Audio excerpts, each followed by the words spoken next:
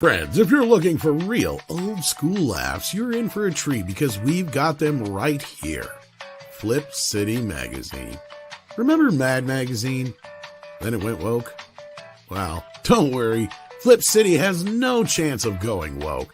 That's right. 4 times a year, you'll get an actual printed magazine full of jokes, stories, comics, and more, all about today's pop culture, entertainment, and woke politics. Flip City takes terrible entertainment trends we love to hate with hilarious parodies of Lord of the Rings, Stranger Things, The Walking Dead, Star Trek, Hunters, and more. Trust me when I say there is nothing else like Flip City on the market. So subscribe today. It will be delivered in print, or you can even get it digitally if you're one of those wacky Zoomers. Either way, follow our link and sign up today, and if you put in midnight, you get an extra 10% off. Check out Flip City Magazine today.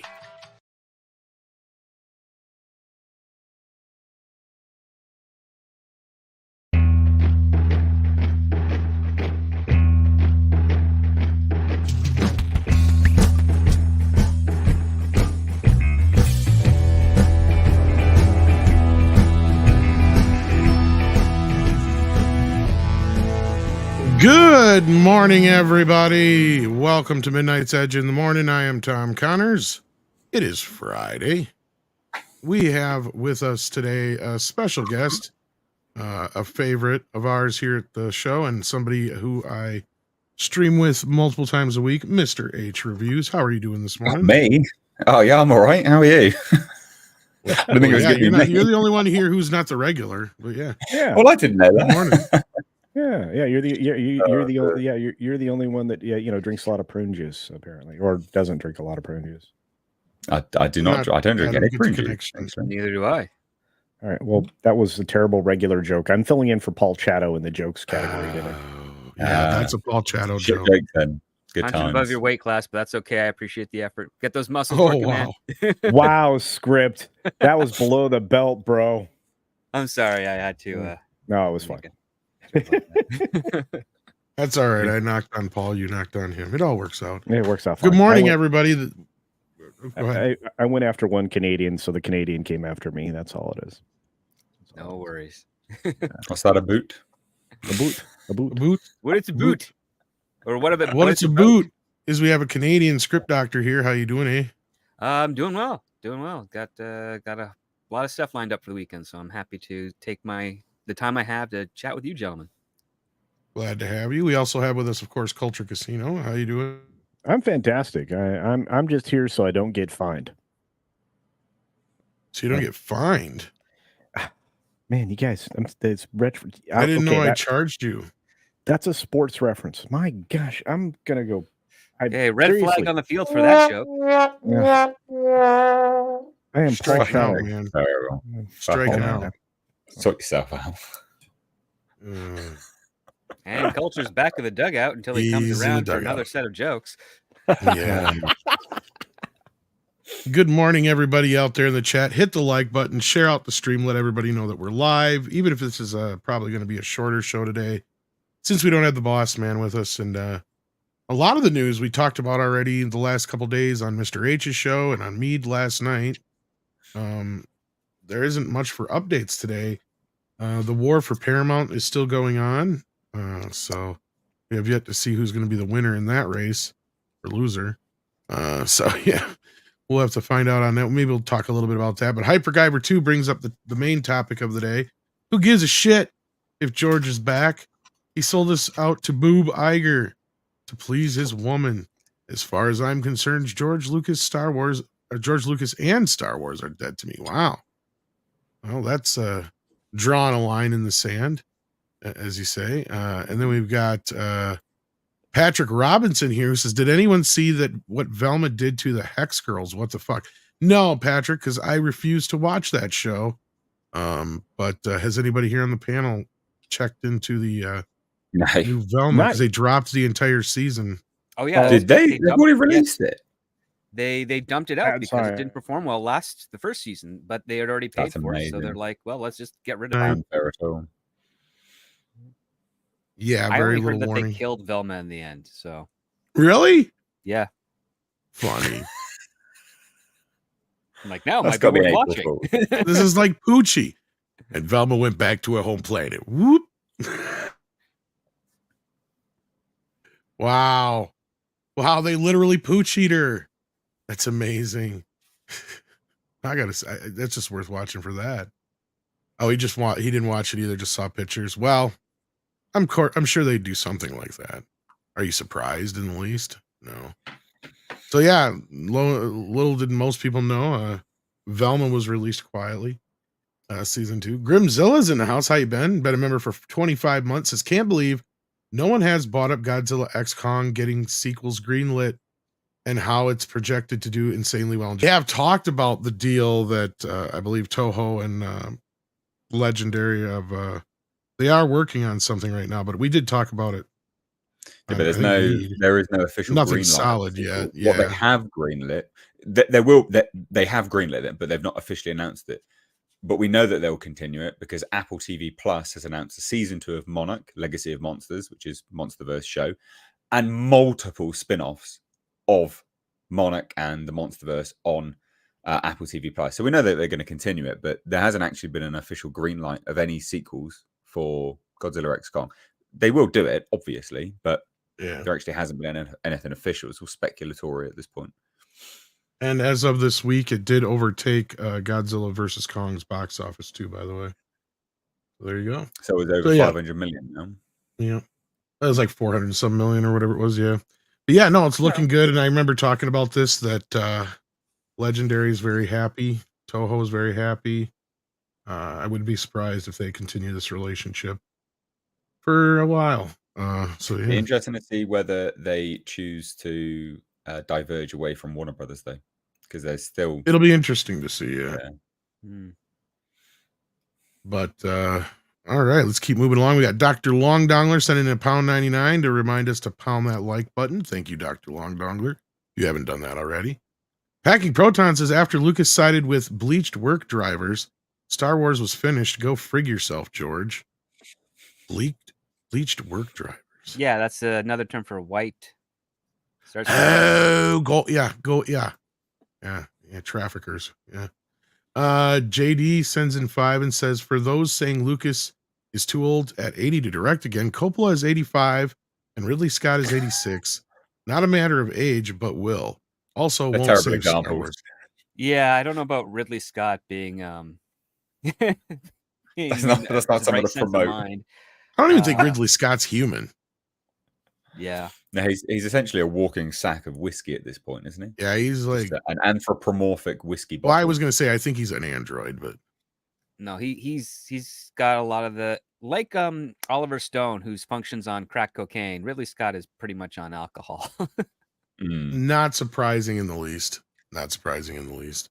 And then Moose, or Moose, sends in $2 and says, got my beer. Let's go. All right. Well, let's get into the main topic of the day, because this was something that came out recently. George Lucas is reportedly returning to Star Wars for new live action series. Now, where does this come from? Is this a rumor? Well, yes, but it doesn't come from the typical sources. This comes from a former Star Wars assistant director and second unit director, Roger Christian. Now, former probably being the operative word there. Keep that in mind. But Christian claims, I think this was on a podcast, but he stated, I think he's coming back. I'm pretty sure. Now that he's doing a series, okay, I think that they're bringing him into the fold, from what I hear, because there's a Star Wars live action series coming. No shit. And What one? Yeah, what one? We've only had a half a dozen. Anyway, he goes, and I've got a strong suspicion that George will have something to do with that. That's what I'm thinking. And I might be prophesizing. That's what I had heard and read. And I don't know any. Was this Mr. Yeah, I know. Of Battlefield Earth? And I don't know from anything apart from prophesizing that might happen. Now, that's not what you said just a few sentences ago. You said, I'm pretty sure. Yes. Like, again, as I said before, do we want to trust the words out of the guy who had made the judgment to direct Battlefield Earth? Ugh. Legitimately Chewie. one of the worst films ever made. Exactly. Not a stretch. Like, it's genuinely one of the worst films ever made. So anyway, finishes up with, and I don't know anything apart from what I'm prophesizing that might happen, because you've seen he's been very physically present there. He's been down on the streets and everything. So what you're saying, Script, is this guy hasn't even worked on anything recently Star Wars related. He hasn't touched Star Wars in years, but he's directed a lot of very poorly received films. I'll put it to you that way. And of course, this guy's a Bob Iger, right? Yeah. So that being said, does anybody believe this? Does anybody really think that George is coming back? I mean, the only thing which I think the only thing which adds some level of credence to it, I guess, some sort of legitimacy to the statement, is George Lucas's bizarre, like, I'm just going to promote Bob Iger. Like, that definitely came out of left field, I think. You know, the stock still hasn't recovered post Nelson Peltz. It seemed like a really weird decision for George Lucas. I still doubt it. But if it came out and was like, oh yeah, George Lucas is back, I'd be like, well, there you go then. That makes sense as to why he promoted Bob Iger and backed Bob Iger with all of his shares. Because I still can't figure out any sort of logical reason why he would. So, but I still don't think this is true. But I'm just saying that if it comes out and it is true, would I be that surprised? Not really, because it would confirm to me why he backed Bob Iger, because it was like a, you scratch my back, I'll scratch yours. But that's that's all I have on it. Culture, anything you got to say on this? My karate is not as good as my kung fu, but someday it may be. I hit the wrong mute button. Anyway, no, I don't know if you can. Who else are you trying to mute? You got someone in your cellar? What you got? Who you He's sitting here trying to mute us. He's sitting here going, mute. Anyway, I think the only way that this could be even possible would be because of a quid pro quo, you know, as Mr. H was suggesting. But I still don't believe it. I mean, you know, it's coming from somebody who has a 50-50 history of, you know, information. And he's old. I mean, when I say he's old, I mean he's old. I mean, I look old. He's old. Running a show, I mean, unless it's that amazing crime, you know, underworld show that he had originally envisioned, I don't know that it would be worth his time. Yeah, squid pro quo. There you go. But I don't see this as being likely. I said this yesterday when this story broke. I just don't. This doesn't make any sense. The guy has more than enough money. He can't rescue his baby anymore. Nothing he could do would change the complete apathy that the audience has for Star Wars, especially the hardcore fans. I don't know. Script. Well, I mean, listen, Disney's going to use George Lucas in any way they can to garner some sort of attention to their projects. I mean, if anything, I'd see more like publicity stunts where George Lucas appears on set of the latest Star Wars live action television series or movie to give it its blessing, or some sort of weird angle like that, because that's not beneath Disney. They will grasp at everything they can. But one source who probably hasn't really interacted with George Lucas in 25 years, and I'm being charitable there, speculating on this, I mean, I don't think it's really something to really take into any consideration at this point. Disney's going to do what Disney's going to do. Their leadership has not changed. Therefore, their methodology is not going to change. And yeah, I mean, listen, it'd be fascinating to see George Lucas do something with Star Wars that Disney would by default hate, because George Lucas, as I said last night, is an experimental filmmaker. Whether or not that means he's good or bad is not the case here. It's that he likes to try different and new things that he hasn't seen before. And for me, I think George Lucas would probably want to do something that Disney would be too afraid to actually support and back.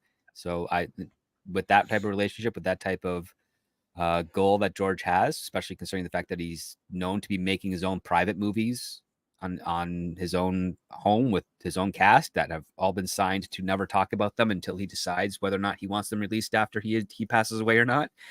That's going to be the relationship he has. So I don't, until I get another person saying, yeah, I think George is coming back, that's probably either close to George or close to Disney. I'm going to take this with one grain of salt. Yeah, I'm leaning more towards what you're saying, Script. I don't think there's anything really to this. I think this guy is talking out of his ass, doesn't know what he's talking about. He's just speculating.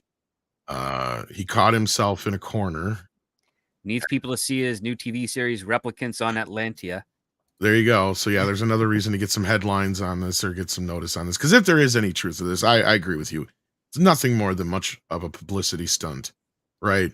And it's desperation if it's true, because they have gone every other avenue, and this is just a way of having George Lucas has returned to Star Wars, George Lucas to direct Star Wars show, or blah, blah, blah, blah, blah. Because to me at this point, there's nothing to save it. I think the audience kind of agrees with that for the most part.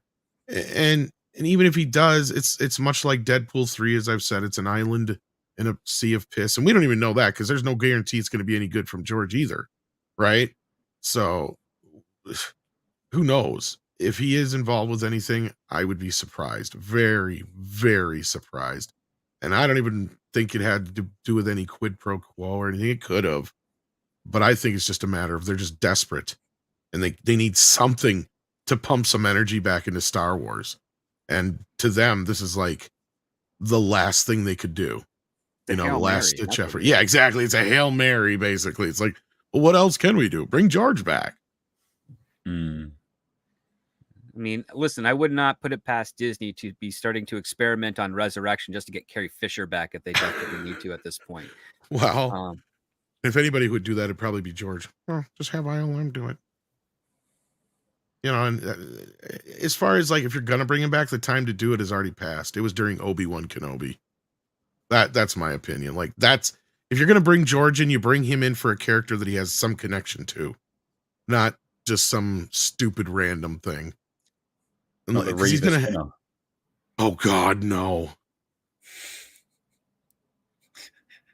No, I think, didn't you say this last night, Script? It'd be hilarious if he just comes in and does some really stupid fucking series about the Wills or something like that. Yeah, I would speculate he'd probably do that. He'd have a bunch of metachlorians and amoebas talking to each other in the biological, quantum realm version of Star Wars. And that wouldn't surprise me, because George is a weirdo. Like, I love him, but if anybody's ever seen the short film George Lucas in Love, I don't think that's too far off. I really do think he's that kind of just weird. It's a great little short film. If you haven't seen it, check it out. It's satire, but I think there's a little truth underneath some of it. But no, I don't really believe this all that much. If he does come back, I don't think it's going to have that much of an impact. So yeah, I think you guys are right on either end of the boat here. Yeah, Ewok Adventure 3. That's what he's going to do. Oh, there's still more story to tell there. Wicked, he's got to finish his tale.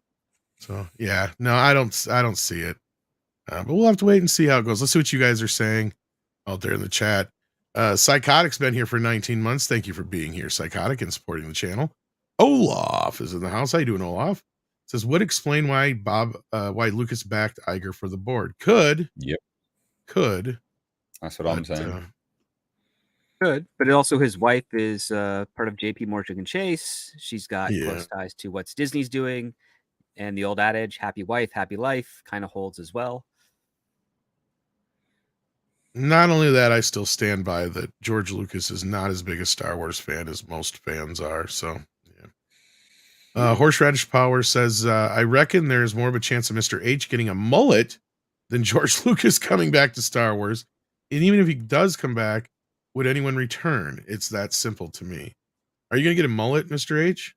This started on one of my chilled streams. It became mullet gate. Everyone was super chatting, saying I should get a mullet. I think you'd look pretty good in a mullet. Not getting a mullet. No one looks good in a mullet. Piss off with Memers, make it happen. God damn. It'll be done in a few minutes, probably. Yeah, we'll have Mr. H mullet here in a moment. Marksman 117B sends it $1.99. Says Mr. H. Hey, Spaceman was great. Thanks for the recommendation. There you go. good. That's the You're Adam welcome. Sandler one, right? Yes, it's a very, very good film. I enjoyed it a lot, so I'm glad other people have watched it upon my recommendation and have equally enjoyed it. So good. Yeah. And then we got Mr. Think. I think is how you're supposed to say that, with $1.99. Says Lucas coming back is too little, too late. Yeah, I think that pretty much sums it up there. I mean, regardless, I mean, isn't it exciting news for Star Wars? Potentially, but I don't think anybody gives a shit. Yeah. Mr. Tickle Trunk sends in a $2 Canadian and says Nate mullet wigs, sorry, are fairly cheap. Hint, hint, hint. Wow. Nah, man. I'm in the mail. Nah, man, go away. Culture could always shave his beard and give it to you to wear as a That's fake true. mullet. Donate it. You know, I'd be willing to do that. You know, You would. I know you I'm would. not wearing your beard on my head. Why It's not? It's cultured, just though. it's just I hair. don't give a It's very shit. well cared for. Right. No, thank you. Very well cared for. I don't care. Okay. All right. Whatever. Oh my God. Okay, so this is kind of funny. Okay, so here's some of the, I don't know if these are true. Maybe they're not. I think they are, though. I think there's a translations of reviews from Godzilla X Kong in Japan. Okay, one of them says, "Woo! Godzilla X Kong is a movie that seems like it was made by some idiots drinking and getting excited late at night. And I was laughing the whole time. It's the best, the best, the best." Everybody's stupid. I saw Godzilla vs. Kong, The New Empire, and it was so crazy. About half of the story is in the language other than human, so it tests your imagination. It's about 5 times dumber than I thought it would be, but I was forced to cheer up. Thank you. It's not like I'm crazy. I watched Godzilla vs. Kong too. It was a silly movie made by an idiot. It was very good. The Riwu Toho Champion Festival, my IQ, which had risen with -1, has plummeted. This is what festival movies should be like. Punch, punch, punch with Godzilla and Kong. So I don't know if these are real or what, but that sounds hilarious. That is funny. I guess they're enjoying it if it's true. And I'm not surprised. And they're pretty much saying what a lot of us said too. So yeah. Mr. Tickle Trunk says, I volunteer my goatee as tribute. I could probably throw in. I love the he just made it. Callum Lyle sends it in Australian 5 and says that Megan playing Doctor Who. Why are people like him so desperate to be oppressed like in the 50s? It's like they want separation bathrooms again. Oh yeah, a lot of this thought mentality that goes into a lot of this woke crap is more about segregation and resembles old-fashioned racism than it does and bigotry than it does any kind of inclusion. And you're about to say, Mr. Yeah. Well, Callum, it's important to note actually that guy's definitely not oppressed. So Ncuti Gatwa, the new Doctor Who, is a Rwandan immigrant. He came to the UK on white people's generosity. He lived on white people's generosity. He got his start in life because of British taxpayers, Anglos, white people's generosity. He is nothing but a dirty, dirty racist, and he needs to be called out as such. He's a disgusting, despicable human being. And, you know, if he doesn't like being around white people, he doesn't like UK, then he can give everything that he essentially stole from the British taxpayer and give it all back, and he can piss off back to Rwanda because that's essentially where he belongs. He is a parasite, and he would never have been given the role of Doctor Who unless he was black and gay. He is a token. He is meeting a quota. There is even an interview with Russell T Davies where Russell T Davies is like, he can't even hide his emotions. Yeah, so you're telling us he can't act. Good. Well done. Fantastic. The guy is a total parasite. And yeah, any time I read interviews with this guy, it just infuriates me beyond end, because he came from Rwanda and he was allowed to stay here because of our kindness and our generosity, and he's just spat in everyone's face. He is a parasite. He took Alright, there you advantage go. of it. And to elaborate a little bit more, a lot of these people that claim to be oppressed or want to be oppressed are actually conflating the concept of the underdog, because generally people like underdogs, but they don't like them when they're inauthentic. And that's what the whole woke aspect of the oppression is that it's an inauthentic underdog.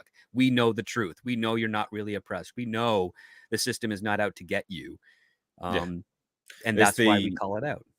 yeah, it's the adage of the demand for racism far exceeds the supply.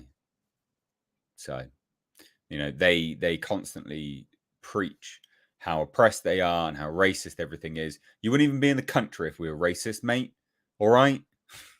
But you keep yapping, son, because all that will happen is you will artificially manufacture people and sort of people's hatred towards you, right? You wouldn't be in the country if we were racist. You just wouldn't be here. The guy's a scumbag. I hate him. Yeah, he's awful. Well, Absolutely and what awful. I found was funny is him coming from Rwanda. It's like, dude, you should really Yeah. know the difference. Yeah. Yeah, he should. Yeah, absolutely. I mean, there's such a rank hypocrisy about this chap. Rwandan. He's talking about corrupt politicians sowing seeds of hatred. Mate, Rwanda politicians hatred, really? Come on.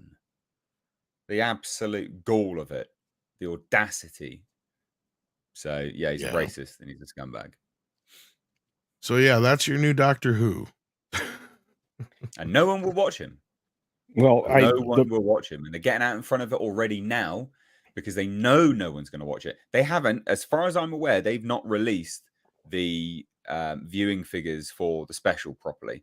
The special which he aired in. I don't think that they've released the long-term views, which they normally do. They always do. They're getting out ahead of this. That he's literally got. There's an interview. This is part from that interview anyway, where he's going, "Oh, if you don't like a black guy being cast, then you're just not a fan. And just switch off the TV. Don't watch it. Yeah, good, fine. Your terms are more than acceptable. Absolutely more than acceptable. Yeah, well, we won't watch it. Why would we watch this crap? Why would we watch this gay black man who was only hired because he's a gay black man and he can literally only play one character? Who's that? Sorry, who's that? Oh, a gay black man. What fantastic. What a great actor. My God. And if you don't like my politics, don't buy my book. Problem solved. Exactly. Literally just that. Exactly. Yeah. Why?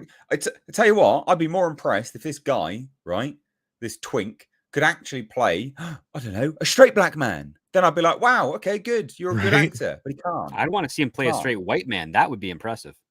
Oh, and I don't want whiteface. Come on now. I say we don't need the Otherwise, white bring part blackface necessarily, back and we but can all No, he's rock got to that be as so well. good. He doesn't need white face. We just actually like tricks our mind into seeing him as white. Like, what I remember when we go. were talking about this yesterday was how he was going off about the role and his oppression and this, that, and the other. And it's like, dude, you act like you got the role after they auditioned thousands of people and you were picked amongst, an island of possibilities. It's like, no, you dumbass. They picked you specifically because you're black and you're gay. But How does that I feel? reckon, yeah, well, no, but this is the thing, right? I reckon these people that do get hired for this stuff, part of them knows this, right?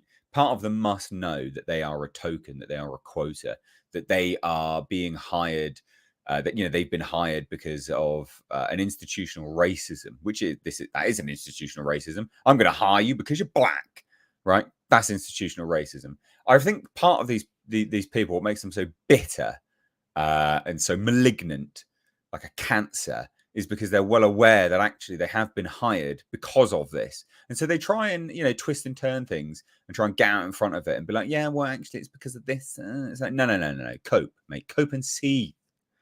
You've been hired because you're a quota. You are a token. And I think that they resent that. And they wear it. They wear their resentment in every single interview. Oh, no, they that proudly do. go, I am a gay black actor instead of just saying I'm an actor.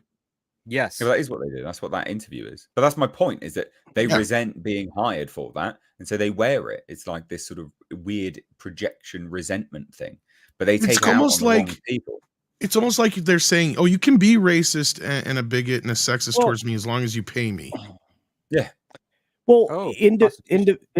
defense of the specials, right? A lot of articles came out for the people that are in the cope and seethe mode that are talking about how to make sense of the Doctor Who ratings, trying to excuse the massive fall in the observable audience, right? And we talked about this all the way back in December, but it's like, they're like, well, first you have to wait for the 7-day ratings, and then you have to look at it in context of now.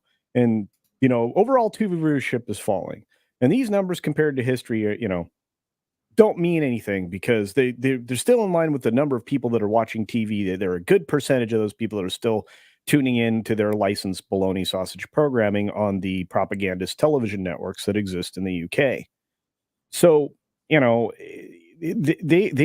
already playing defense for the giggle, and the other special episodes that happened around this time. I stepped out of this when Jodie Whittaker walked in the door. Was never going to do this again. And you know what? It's dying. We just have to accept it's dead. They need to accept they killed it, and Disney is going to keep shoveling just more bad money after good, and there you are. Yeah, I mean, I'm not the biggest Whovian, so like I have little like vested interest in this, or however you want to put I've it. got no vested interest in this. Yeah, But I like- definitely have a vested interest when people that have come here and they're quite literally a parasite start belittling people into But ethnically. well, there's British that, people. but It pisses me off so much. I'm also watching this from the outside, seeing exactly what's happened to Star Trek and Star Wars, and now Marvel and a few other properties. Literally everything. It's the same Yeah, thing. and I'm seeing it happen. Yeah. So I empathize with the fans, right? I feel bad. I do. I truly do, because this is almost one of the worst of the bunch. Like if I had to sit there and somebody goes, which one of these franchises has been destroyed the worst by the woke? I think I could honestly say without a doubt Doctor Who. Right? Like, I mean, if there's one that they have just destroyed the fan base, eroded what it was. I mean, Doctor Who is an institution as far as I'm concerned, right? Like, to me, it's like you're fucking with Sesame Street and Apple Pie, only it's for, the British audience. I get it, right? Like, I could understand how it could upset an entire group of people, a large group of people. And it goes beyond the UK. I get that too, but I'm just saying I understand how this is like your guys' Star Trek. This is your guys' Yeah, well, I mean, sci-fi. in the UK, it's like furniture, isn't it? It's just It's always been there, and it's it's like between Bond and Doctor Who are two of the probably most British things I can think of that ever came to the US since us. So like I mean. Growing up, I'd see the Doctor Who stuff and I'd be like, oh yeah, okay, I get it. That's really cool. It's sci-fi, but it just wasn't my thing. But it has a ton of fans, and you guys are very like I've had a lot of fans of Doctor Who like try to literally give me the episodes on discs and stuff and tell me to watch it. And you guys are very you like try to create new fans is what I'm trying to say. Yeah. Compared to a lot of other franchises. Well, sod this guy, sod Russell T Davies, sod the BBC, sod it all. Burn it all down. Yeah. But before you go, Mr. H, because I know you're going to be heading out before the rest of the gentlemen are here. The internet does deliver. Oh, fuck off. That is awful. Go away. Go away. No. You're mowing his ma's lawn. No. Nah. You're bigger than that, though. That's the thing. I would like to think I am. Yeah, you're much more built than that. That's Mr. H if he takes off quite a few leg and arm days. Oh dear, oh dear. Very, very funny. Very funny. Let me double check and make sure there wasn't any specific super chats for you. I don't see any here. So yeah, check out Mr. H's channel. Every Tuesday and Thursday, I generally try to join, and you have other stuff going on there too, correct? Yeah. So sorry guys, I've got to go. I've got a pretty terrible back issue today, so I'm sorry I can't stay any longer. I need to go do some foam rolling or some crap like that. Yeah, every Tuesday and Thursday there is my podcast. It's a live podcast called the Hcast. Really good fun. Tune into that. People that you probably wouldn't have interacted with before on YouTube are on there, as well as very, very familiar faces as well, of course. But yeah, today is Alien Day, so there are 2 Alien videos on my channel. It so is. please head on over there and check that out. Some fun sort of theory video, an explained video, and some concept from the cancelled Prometheus 2, which was Alien Paradise Lost, which became Alien Covenant. So yeah, interesting stuff. That's about it from me. Thanks for having me. Oh, hang on just a second. I have something for you, Nate. I've shared What it is in it? the back. There you You go. were Hey, away. little We mullet. already got it. Oh I no. would have got that. Yep. Yeah. Yeah. Sorry. You must have No. stepped away. I did. Darn it. Terrible. That didn't land, did it? Nah, Gosh, that's all right. I should. I'm gonna quit YouTube for the day. That's what I'm gonna do. You can't go Good. nowhere Yeah. yet. I need you for at least another 10, 15, 20 minutes. All Not right. before you go change my bloody t-shirt store, mate. Anyway. I did. Yes, plug the store. I did. Go look. MrHshop.com. I'm going. Cheers. Bye. Bye now. Take care, Peace. man. Take care. See you later. Nate's awesome. All right. So with that, let's see what you guys are talking about out in the chat. We got Callum Lyle again sending an Australian $5. Says, why is it when women put in charge of a boys branded company like Warhammer or Star Wars, they inevitably ruin it out of spite or idiocy? Well, to put it simply, I guess first of all, boys and girls play with toys differently. So there's probably the main issue. So Those some of women it's probably also don't have men in their lives or boys because a Very mom well could knows be. what's going on with their son and what they like. yeah. One See- example would be the woman over at Warner Brothers who greenlit the Batman the Animated Series and then who went on to make the X-Men cartoon and a couple of other cartoons for Marvel that boys really liked. I'm forgetting her name, but she knew how to do it. Well, and I've always also pointed out if it wasn't for Sarah Risher, we wouldn't have gotten Ninja Turtles. Yep. Because she was just happened to be in the office at the day that Ninja Turtles came across Bob Shea's desk, and he's like, Ninja Turtles, what the hell is this? And he looked at it, and she goes, oh, the Ninja Turtles? My kid loves those. I bought him all those for Christmas. Yep. And he's like, okay, give him $6 million. You know, like, I mean, if I think you're right. I think the problem is when you get women who have no idea what boys like or what made it popular to begin with. And then the other problem is just the way boys and girls play with toys differently. Girls like to project themselves into whatever they're doing. Boys like to adopt the traits of said thing. So if it's like He-Man, they'll want to know everything they can know about He-Man. If it's G.I. Joe, they'll want to know everything they can know about G.I. Joe, so then they can do what G.I. Joe would do. A girl, on the other hand, that's why Barbie is so popular, is because you can pretty much, Barbie can be anything, right? You can project anything you want onto Barbie.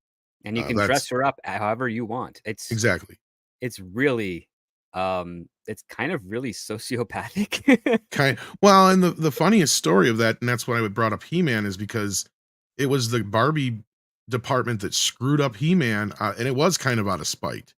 Yeah. And Andre and I've told this story many times, but it's basically the short version is after He-Man became the most popular brand on the planet and beat Barbie for the first time ever, because nothing had ever beat Barbie before.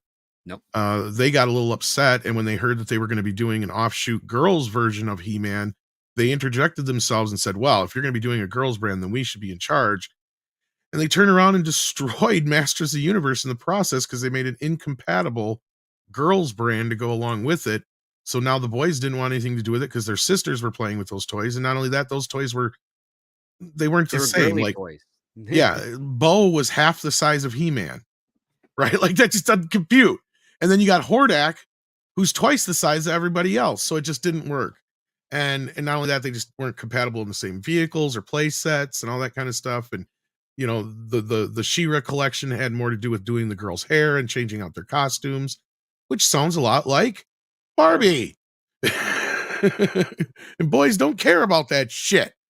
No, But there was Evelyn action figures. There's Evelyn, Tila, the Tila. sorceress. Boys played with those because they're like, okay, you're part of the group. Like you stand here, and then they set up their dioramas or whatever they wanted to do. Would grab them up, smash them together, as Tom has done on a couple of times with his reenactments of Motu Right. season 1. That's what kids would do, and they didn't care. But the moment you put in a doll that doesn't function like the action figure, it's like, well, I don't want this. It doesn't fit. It doesn't match. It doesn't jive. Well, she didn't even have the same design as Tila and Tila and Evelyn either. No. Right. So that's what sucked. It was like she doesn't even look like she's supposed to be part of the same thing. Yeah. And she was actually, I think, a tad taller than the other girls, but then, like I said, the boys were in like this smaller. It just didn't work. Anyway, They're that more being said, compact, yeah.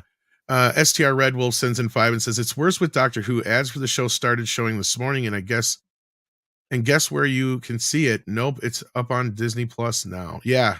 Well, Disney is bought into this, and that's what I think is going to be hilarious is they have like the least amount of they have the most reach they've ever had as far as Doctor Who goes, but they'll probably have the smallest audience they've ever had in history, if you get my drift. Because they've lost all the main people. So Callum Lyle sends in 2 Australians, says everyone hates Mindy Velma. Yeah. Yeah. Horseradish Power says, will the next Doctor end being Zendaya? Why not? Well, at this point, might as well be. I still think they were stupid not to let Whoopi Goldberg do it when she wanted to.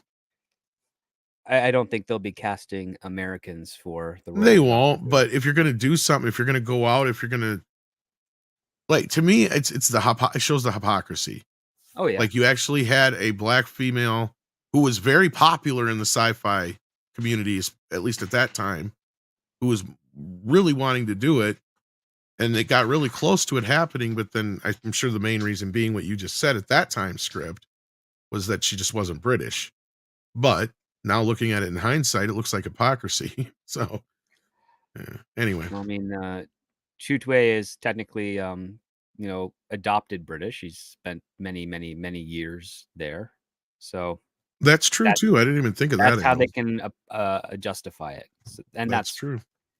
I mean, listen, if I was to immigrate over to the UK and spend 15 years there, they would consider me British enough that I could probably work on a Doctor Who. But unfortunately, I am not going to go over there right now. If I was Whoopi, I'd be a bit bitter. Should be. Yeah. And then we got Mr. Tickle Trunk, who says it's also rather rich when people from other countries are importing American racial hysteria. Let's recall what the UK ended, the world slave trade. Yeah. Yeah. Of course, it feels like almost everywhere else is just as crazy or crazier in some respects too. Grimzilla sends in 5 and says, whoever's in charge of the Sonic movies at Paramount needs a raise. Knuckles is starting well. Hope whoever gets Paramount treats them well. Well, I think the people behind Sonic, isn't that kind of their own film division, and Paramount's just basically like, who's producing that? That's let me double check, because I know there's one handling the reins, but I think Sega original film. That's what I was thinking. Is Sega actually produced it, and they're just kind of Paramount just got the distribution contract to it. That's so what I was Paramount thinking. fronts some of the costs, but it's mostly produced by Sony's Sega's own thing. Thank you. Sorry. Yeah. Too many S's. Too many S's. That's what I was thinking too, because that's why they started their whole Sega film division thing with the logo and all that business. Yeah. They're so a that's Japanese holding company, so they're going to be very stringent on what can be done. Right. Pretty much Paramount is generally Paramount anymore, and this is what I was trying to say the one day when we were talking about them. I mean, we could discuss them a little bit here because you did a story today, Culture, that Skydance still appears to be in the front running. Yeah. Though I do know that Sony's in the mix now, and there's some other people that are that one guy's still trying to get it. Or he was anyway. I don't know if he fell out now or not, but yeah. Apollo was in there. You're talking about Byron Allen. Yes, Byron Allen. Yeah, and look, I mean, Shari's she's there to be a kingmaker. I mean, that's all this is now. How long You until know, the rest of the fucking shareholders start getting pissy with her though? Because that's what I've been hearing is that she's the one rejecting all these offers. well, she's the one. Yes, because she's the one that has the controlling voting Well, and shares. that's the thing. Uh, And yeah, and they and she's got to act in the shareholders' best interest, and and she's it going to sounds like she's argue. not. Well, I She's mean, going to argue that she is because she's the biggest shareholder. So she's doing yeah, it. Yeah. Yeah. she There's can't just any. offload it to the first Yeah. person. She's like, I got to offload it for the best price I can get, and Yeah. that's her angle, and that's what's going to keep her in good standing with a lot of stockholders. Yeah. I have a feeling that it's going to end up being Skydance, Paramount Skydance, as the quote unquote merger of equals, and then eventually it'll just shake out to be Skydance at the end of the day. So they'll still keep Paramount around as a studio nameplate, Well, but I was going to say, as I was getting to, that's basically all they are anyway anymore. They don't really produce much. They're more of a distribution company and an IP holder at this point. Well, they they- produce a bunch of Star things. Trek. Like right now they're producing the Rosemary's Baby prequel on Yeah, Paramount they have a Plus. few things, They but I'm purchased saying a whole like, bunch yeah.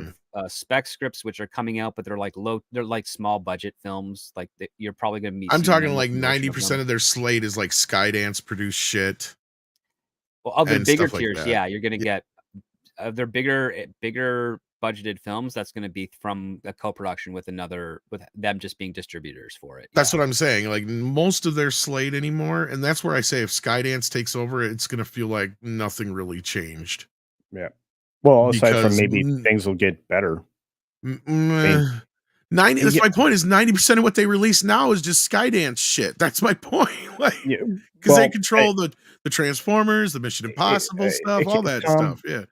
As much as I appreciate that sentiment, I'm just gonna say that when you have autonomy and you're not feeding into somebody else's board of directors and people who get to pick and choose things Maybe, and but how these they're are the same presented. people that destroyed Terminator like 6 times over. Don't forget that. Skydance? Yeah. Okay. They're the ones that bought it, lost it, and then bought it right back. And they made the last at least 2 movies, if not 3. I think it was.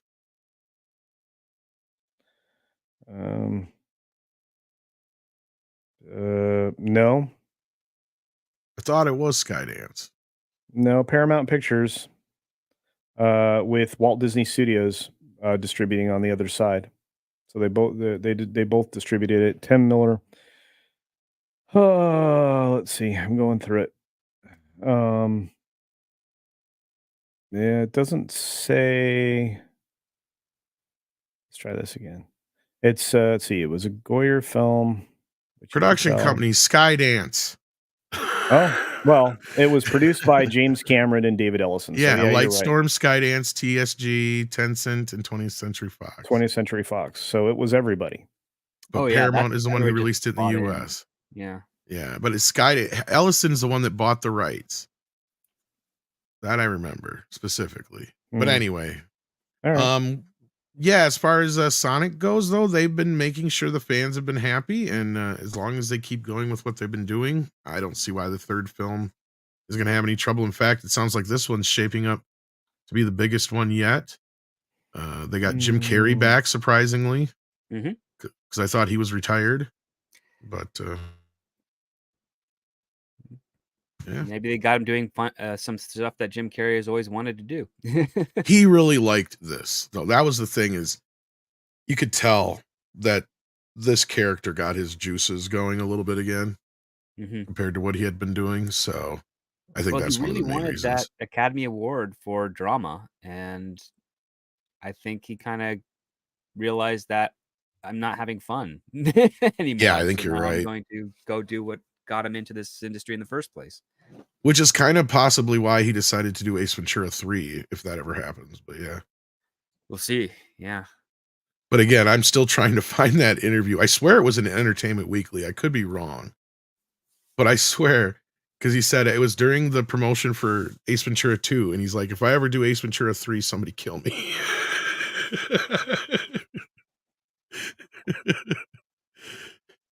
So I wanted to find that just to have it in case he does do part 3. Anyway, Goku McDuck sends in a 20 Mexican and says, have you guys checked Late Night with the Devil? No. Not yet. Trying to get things arranged to go see it. Looks I good. say I think I've seen a thing for it, but I have not seen it yet. Sorry. What about you, Culture? No, I haven't seen it yet. Sorry, Goku. I can't comment on that one. Then we got Olaf, who sends in his €6 and says, BBC too broke for new Who. Disney bought it, threw loads of money into it, tried to lure people back with Tenet, one of the favorites, but went broke. Or went woke. Yeah, well, then they went broke. Yeah, that's what I'm saying. They have I can't imagine how much of a fan base they've lost with Doctor Who. Everything that they got back when they started the series in like 2006 Right. or something like Isn't that. it pretty big up there too, Script? Oh yeah. I mean, a Canadian wrote it when he went over to the UK. I was going to say, I thought it was pretty big up there too. I mean, the US, it's kind of hit and miss, just every morning at depending. 6:30 before school. All the old Doctor Who's. Yeah, there you go. So I feel bad for all the fans. I do. I really do. The new IKB 4472 sends in £2 and says, Headcanon Barbie married Action Man. Ken is gay. Well, and here in the US it'd be G.I. Joe. And I think most guys seen it this way too growing up. But the funny thing is the G.I. Joes, when we were kids here, at least I don't know if they adopted it over there yet. They pushed them down to that 3 3/4 inch figure size. So they weren't the big Barbie sized anymore for years by the time I was a kid. Yeah, well, when the cartoon show came up, they shrunk them down. Because I remember my dad gave me his old G.I. Joe, and it was like a 12-inch figure or something. He was huge. Yeah, I remember like my uncles had one and stuff like Yeah, that. the Kung Fu Grip, which is that was My a big cousins, I marketing think. Yep. angle. Yeah, yep. But yeah, it was called Action Man over there. I do know that. But yeah, with that, was there anything else on the docket we should talk about? I know we're losing you, Culture, in about 10 minutes anyway. Yeah. There was kind of a funny story that came out yesterday that I thought, since we got Script Doctor here, we can maybe hit on. Zack Snyder doesn't know what a director's cut is. He does not. What?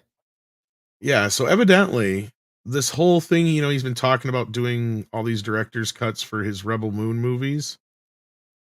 And even Sucker Punch, I think he said he wants to do. Yeah, he was talking about that too. Well, evidently he doesn't understand what a director's cut is because he's shooting new footage again for these. So these weren't like the extended cuts or anything like that. He's pulling a Justice League all over again by not only quote unquote finishing it, but shooting a bunch of new shit. So he's ostensibly reshooting it and doing a whole new version, not a director's cut. He conflates director's cut with a remake. Yeah. Or a special edition or director's edition, whatever you want to call it. Yeah. What? Yeah. Well, that explains a lot. This is the guy that said Rebel Moon is Seven Samurai meets Star Wars in space. Yes. Yes, it is. And yeah. That's like me saying my movie is The Grinch meets Friday the 13th in the Woods. 99% of the Friday the 13th movies are. Oh, you can't hear it again. Script. Yeah, it's not coming through, man. I don't know what the deal is. I can't figure out why it's not broadcasting. Yeah. We can hear it like faintly through your mic, and that's it. Like, yeah, like it's coming through the speakers. Yeah. Yeah. Basically, what that clip was what I just said. He said it's Seven Samurai meets Star Wars in space. Yeah, so he doesn't even know how to do a comp. This guy has been working in the industry for in the music video industry for 10, 15 years, and then now in the film industry for 20. Yeah, that's the point, Mecca J. Yes, exactly. You could say Indiana Jones in space, in which case you're like, oh, that's like an archaeological, space Indiana Jones. That would be cool. Great. I have actually heard some people be like Star Wars. I'm like, what archaeological object are they searching for in Star Wars? The Death Star plans? That's not archaeology. That's not archaeology. What's funny is even executives in Hollywood. even with my Friday the 13th analogy, you could almost argue, well, there's at least 2 or 3 movies that don't take place at Camp Crystal Lake, one being in space. Yeah. Another one being in Manhattan. Yeah. So, I mean, well, Canada, I'm sitting in for Manhattan, but yeah. There's about 3 minutes that are in Manhattan, if that. that Times Square scene, that's Manhattan. But anyway, that being said, we're gonna wrap this up earlier today, guys, because we don't have Andre and all that business, and it's Friday, and culture's got to leave us. So I just wanted to end with a funny little story. I'm sure there'll be more stuff to talk about in the coming week here. And I know, Culture, you just did your breakdown before the show. Was there any other topics that we probably should just touch on real quick, or anything that you thought the folks should know about? There's a terrible movie in theaters right now called Challengers. Well, that's right. You Uh, saw that. So give us your quick thumbs up, thumbs down review. It's terrible. Don't waste time or money on it. This film is the worst of the year. This is the second time I've said that in 2024, but this one is hands down the worst film you could see. It is the worst bait and switch of anything that they ever advertised in a trailer. And, you know, if you were going there for any form of titillation and that's your sole motivation for seeing this, you will be very disappointed. Of course. This Zendaya this doesn't is have breasts. Yeah. that isn't even the extent of how disappointed a lot of people who are looking for that will be, but that's not the point. It's not why you would even go see this film. I thought that it was going to be full of frenetic tennis play and some other things that would be required for this, and some solid character development. Just basically the story is just about it's worse than Madam Web, which is, I know, hard to believe. But no, No, I think it's Spice World might have been more entertaining, just saying, but yeah, go ahead. yeah, Sorry. this really is like, I mean, it doesn't need to exist. It's the story of 3 very awful people, making choices that are detrimental to themselves and everybody around them at every turn. And the only purpose of it was to, rope people into seeing 2 dudes kiss, is what I think, but I'm not sure. Yeah. Okay. Yeah. So is that a Uh, thumbs down? Yeah, it's 2 hours and 11 minutes of time you'll never get back and you'll regret. Softcore tennis porn. That's what it is. And not only that, the Cinemax films, the Skinemax films at night, late at night, after dark Yeah. stuff. Yeah. Okay, you remember the soundtrack, like the Yeah. Kind yeah, of. that's exactly the same vehicle they employ to, let you think that you might be enjoying something. So club music. Okay. Well, yeah. I mean, what passed for Usually it'd be like, No, that's the 70s and 80s version. I'm talking about like the 2000 version of the yeah, club do that, stuff. and then you'd have like just some ambient stuff in the background and stuff. Yeah, and You're that's talking kind of like what. straight up porn. They didn't have straight up porn on Cinemax. It was the classier stuff. It was the steamier Trust stuff. me, this could not. This isn't even akin to porn. So I mean, instead of like drawing ice cubes along the body, they were tennis balls. they didn't do any of that. No. There's no real actual erotic tension at any point in this film. I mean, if you're looking for 9.5 weeks, no. This is a terrible movie. This is actually everything wrong with modern film. This film is. I've seen people give it positive reviews, and I'm like, for what? Passion. Okay, but it doesn't connect to anything. And again, I mean, if you could have delineated the story better and paced it better, and just kind of made you care a little more about these characters, then maybe. You do get to see more than 2 expressions on Zendaya's face, though, and she does seem like she could act or cry. And there really isn't any sex in it. Maybe that's why people are giving it good reviews, because she actually acts for once. Okay, don't misunderstand what I said with that. She shows she can, just not the whole film. I mean, she wasn't horrible in the last Spider-Man movie. How much did she really have to do in that film? No, she was really, just kind of there. Yeah, it's very strange, And look, I'm not It bagging on lacks Zendaya. sex, yeah. Yeah, lax sacks. Yeah, no. If she, like I said, I mean, if she were just to be herself, she seemingly has a bubbly personality. She's kind Yeah. of supposedly just a lovely person in person, but whatever whoever her agent is or whatever role she's picking, they are to her extreme detriment, for lack of a better way to say Yeah. it. Well, maybe we're finally getting back to normal then. Paulie says the critics love it, but the audience not so much. Yeah. Yeah. See, I remember when the critics used to like all that pretentious, stupid shit, and the audience be like, "Fuck that noise! I want to see monkey fight lizard." Yep. I mean, you got Well, those are useful distractions. They're there just to kind of get the adrenaline going, and then every once in a while, you just need a movie that gets the fighting, but also hits you in the emotional core, where you're like, "Yeah, I want to see that again." I will Yeah. say this. I added this at the end of both my written and for Criticless, I wrote a review over there, and both my video review. The last 40 seconds of the movie is what the whole movie should have been. The tennis game. Yeah, The last 40 Well, didn't seconds. they already have like a tennis romantic Wimbledon. kind of? Wimbledon, yeah, Wimbledon Yeah. was fantastic. Yeah, this is not Wimbledon. This is like what a script. What's the worst movie you've ever seen? Mono's Hands of Fate. No, that's entertaining. No, the worst movie I've seen has been on the independent circuit, and almost nobody's seen them. Oh, okay. Fair enough. It's but, just Bunch of gay cowboys eating pudding. around a there's table one with talking like I about think the a film. substitute teacher has to fight off zombies in a high school. Like That sounds more entertaining than this. it's I really bad because you don't see any zombies. Okay, well, if you don't see any sex either in this, nothing. It's just bad. And So look, there's no what I ball handling, is what you're saying. no, there's occasionally look some of the tennis like some of the tennis. I love tennis, and I love tennis and golf. I love those leisure pursuits. So, this is going to be a hard sell for me when there's tennis.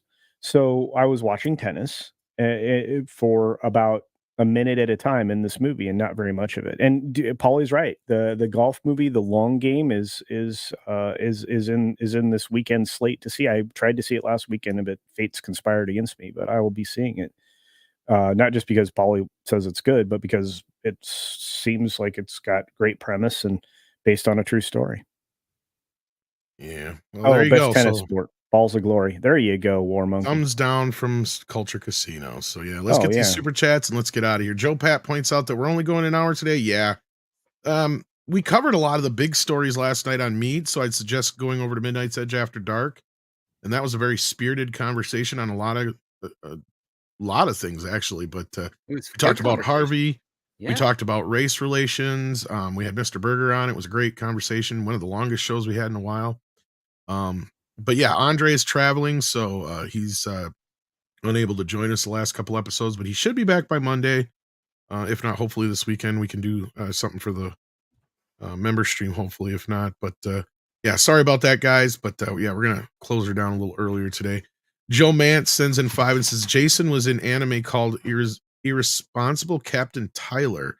Good anime, cannot tell whether he was a genius or an idiot. The captain. Jason who? Sorry, Joe. I missed something there. You don't have to send another super chat. Just add us who you mean. Which Jason? Jason Momoa?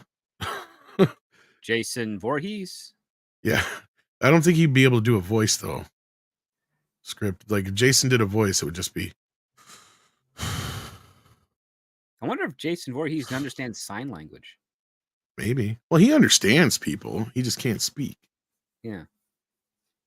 And he couldn't speak when he was a normal human either. So, yeah. Yeah, someone's lost in interpretation, perhaps. But I don't see Joe popping back in. So pop in, Joe, if you hear this, and let us know which Jason you're talking about. And I'm not familiar with Captain Tyler, so there you go. Jason Voorhees sounds like. Yeah. Oh, as in the horror villain. Oh, he did. Oh, it was a joke. Oh, you did me. Okay, gotcha. Yeah, I wish I knew it, and then I would have got the joke. That's my bad. Sorry about that. All right. Well, then let's keep going here. You got Hyperguyver 2 says, leave it to Zendaya to make MMF boring and sad. Well, MMF is kind of boring and sad. The heck is MMF? Male, female. Oh, Jesus Christ. Yeah. Tennille sends in $2 and says, script. Was it The Jar? I don't know. Can't Worst remember. movie you ever saw. I think is what Again, I'm like, referring to. the sad truth is I have seen so many bad things that by comparison, yes, the garbage that you guys hate in Hollywood that Hollywood puts out is actually way better than that. I mean, that is how horrible a lot of movies are that get made. I'm sorry to say. See, the thing is a lot of movies that people consider the worst movies ever, I would say, well, they're not really as bad as you think because they're at least somewhat entertaining, like The Room. Or they have a Thanos. proper runtime and are edited well. Something to the effect, right? Like the worst movies for me are stuff that are just so bad that clearly the person either didn't know how to make a movie or they're just so far up their ass, right? Like one of them that reminds me is like that Buffalo 66 or whatever the hell it's called. That one dude who like just basically made a movie so his girlfriend could give him a blow job or something like that. It was just so. Oh, mean Brown Bunny? Is that Vincent Brown Gallo? Bunny? Okay, same guy. Yeah, who did the other one too? Yeah. Just yeah. movies like that are just like, dude, like, is this even a movie or is this just you fucking around with your friends? You know, like, I don't get it. A like- lot of independent films, and I'm talking like not the stuff that Chris Gore promotes, but like the stuff that these are self-financed independent films that you find at various film festivals are literally just friends with a video camera messing around, thinking that they Pretty can tell a much. story better than the people that do it for a living. Yeah, and the mistake made failed with that Gallo spectacularly. guy was Roger Ebert ended up giving him some promotion. It was like, why are you promoting this asshole? Like, what the fuck? Yeah, anyway. We noticed he didn't stick around very long. Mm-hmm. But that being said, Action Com says, has anyone seen HBO's second Civil War yet? No, I haven't got a chance to check it out, Action Com. Have any of you guys ever seen this script? I haven't had the time since the last time Action asked us, so sorry, man. I do remember when it first came out. I think I watched it when it first came out, but I barely remember it. I just remember it being like a satire / comedy kind of thing. And I know Dennis Leary and a few other people were in it. A bunch of comedians. Tennille says it was indie. They covered it on the Best of the Worst. Best of the Worst does find some really horrible movies out there. Yeah, they do. They do. Yeah, they just did the new Neil Breen one too. Oh God, Neil Breen is better than a vast majority of the self-financed independent films that are out there. Well, they said his last one was really bad. I don't know if you watched it or It's not. all really bad. Well, no, like he's not even putting the effort in anymore, kind of thing. Oh, so he's finally like admitted that he's just doing a scam. Okay. Kind of, I guess. It's just like he's just old, tired, and just going through the motions at this point. Because at least before you have his, his weird acting to go with, his weird acting and his strange philosophy. Yeah. Yeah. Like this one just feels they said this one was just like the worst of his films. Yeah. Anyway, Packing Proton sends in 5. It says, got Chiller Theater this afternoon. We'll see Helen Slater, Bob Gale, and Mr. Strickland. Should be a fun way to start the weekend. Oh, is this like a real thing you go to see, or is this like on TV? Because that's actually a pretty cool deal if you get to talk or get to see those people actually talk. Kind of weird that Helen Slater's hanging out with Bob Gale and Mr. Strickland, unless it's like multiple features you're seeing. But yeah, Helen Slater, that'd be cool. That's Supergirl. Yeah. Well, wait, didn't Bob Gale direct her in a comedy in the 80s? I'm trying to think. Or at least Maybe. wrote something for her? I can't remember. I know she did. Her biggest movies were like Legend of Billie Jean, Supergirl, of course. Then she did Deadly Friend for Wes Craven. Yeah, but she was also in The Secret of My Success with. Oh, that's right. She was in that. You're right. Yep. Did he have anything to do with that? He might have. Maybe. I can't remember. Because that I was haven't seen The Steven Secret of My Spielberg's Success little. for a long time, but yeah. Yeah, because that was the one he inspired the story for, and then other people went off and did it. He might have. I'd have to look. And then Helen Slater started voicing Talia al Ghul in Batman the Animated Series. Yeah. Yep.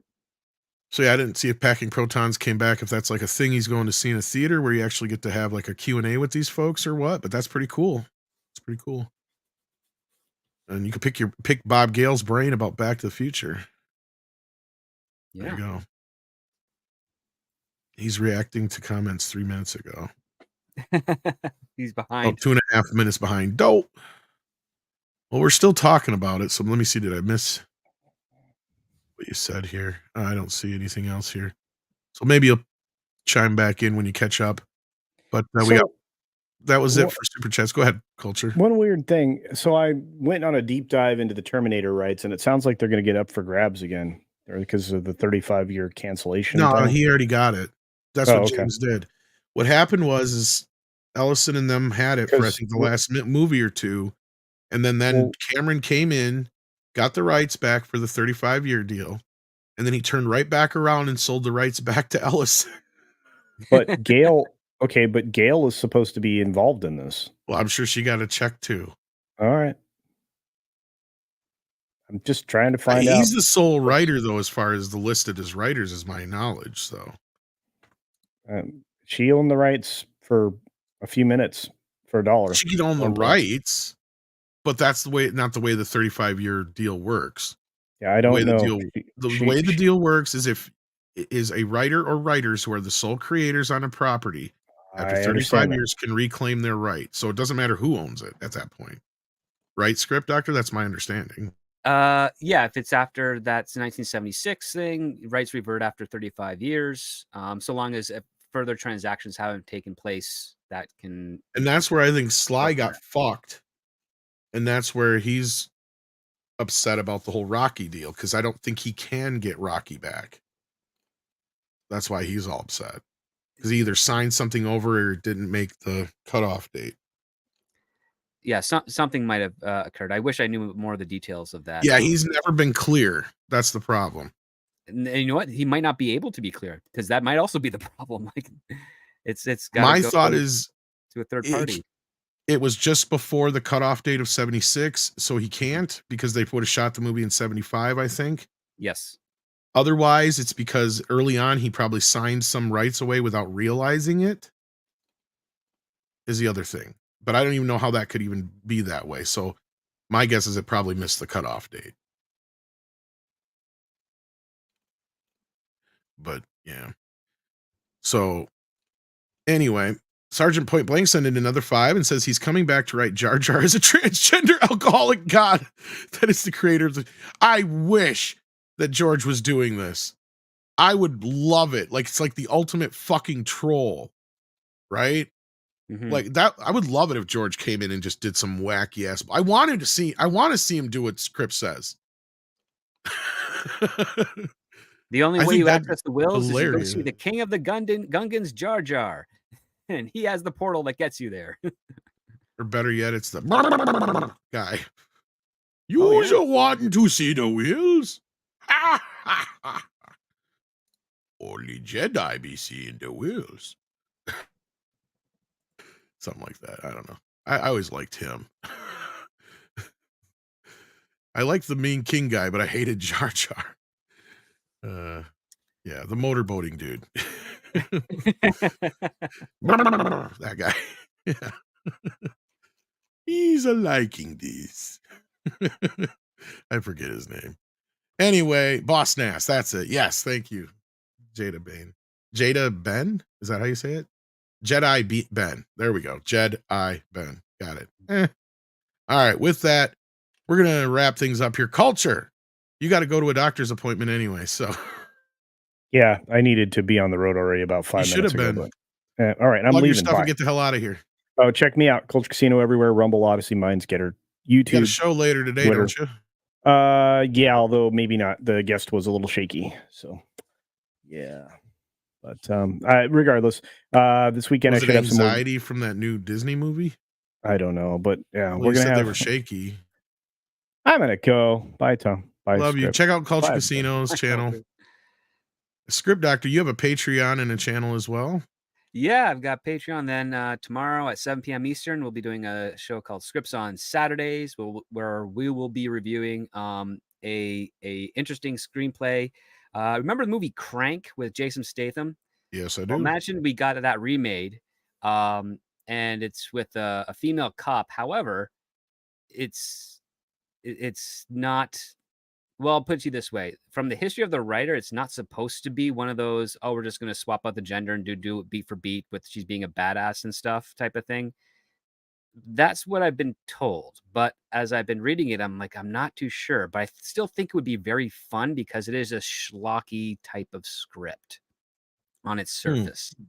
And it's like, oh, if you're going to do, female inserted into a male action star, but you're going to do it schlocky, that might actually be entertaining. And I'm wondering if that might be the case as I've been perusing it. I've started reading it last night, and then I had boyfriend obligations to meet. So now I'm going to be reading it later today and then doing another read tomorrow before the show. And you'll find out our opinions on that over there, because All right. Crank was a cash grab and a very silly movie, but it got a sequel. Yeah. The first one was good. The second one is horrible, in my opinion. Yes. And I was wondering what other thing were they going to take out of Jason Statham if they did a third. And that movie also has one of my favorite character actors in it, Dwight Yoakam, a very undersung actor. Oh, I love him when he pops up.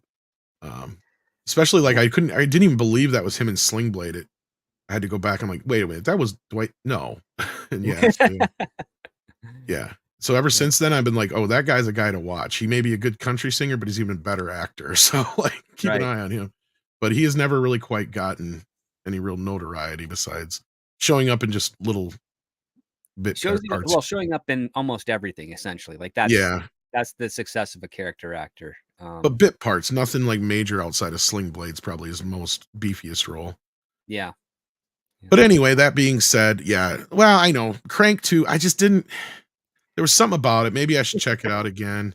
To me, I was like, what the hell is going on here? Like, he's got a battery. It's replacing his heart. Yeah, it's just crazy at that point. But like it's a schlocky type of stuff. I'm wondering what they're gonna do. And it's not a remake. It's just taking the premise and it's doing it in a very different thing. It's called Die Fast. So I mean, with a title like that, I'm thinking, okay, this is actually supposed to be a schlocky, intentionally schlocky film or script, because you're doing Die Hard, but you're doing it fast, and it's about a person who is going to be dying, is on a ticking clock. So okay. And then Packing Proton says it happens every year, twice a year in New Jersey. Okay, so it must be like a live appearance thing. Well, that's cool. Oh, neat. Well, have fun at that. And you guys out there have fun. Thank you for joining us today. And I want to thank Script Doctor Culture and Mr. H for being here today. Hopefully we have Andre back by Monday. So take care of yourselves and each other. And of course, it is time for Koalas in the Rain. Koalas in the rain. Koalas in the rain. No fucks given. Koalas in the rain.